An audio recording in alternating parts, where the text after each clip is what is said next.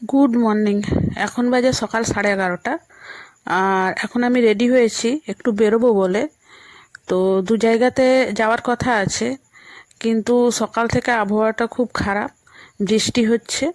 তো সকাল থেকে বৃষ্টি হচ্ছিল, আর এখন একটুখানি বৃষ্টিটা কমেছে।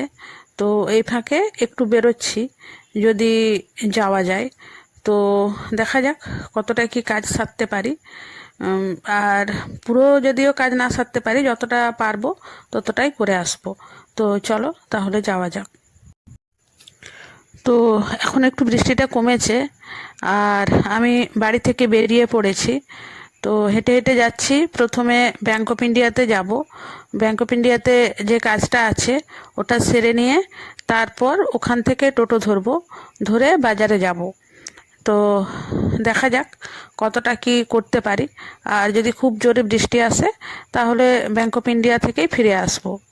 তো চেষ্টা করব বাজারে যাওয়ার জন্য, যদি পারি তাহলেই যাব। আর বৃষ্টি আসলে কি আর করব, বাড়িতেই ফিরে আসতে হবে।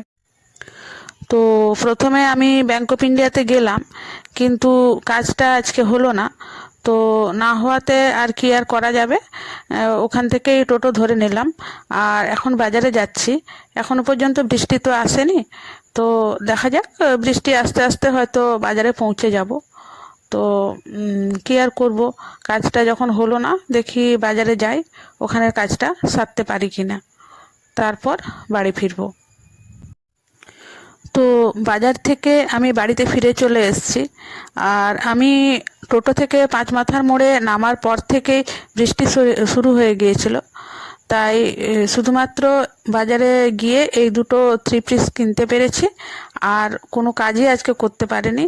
পুরো সময়টা জুড়েই বৃষ্টি হয়েছে, আর কোনো রকমে বাড়িতে ফিরলাম।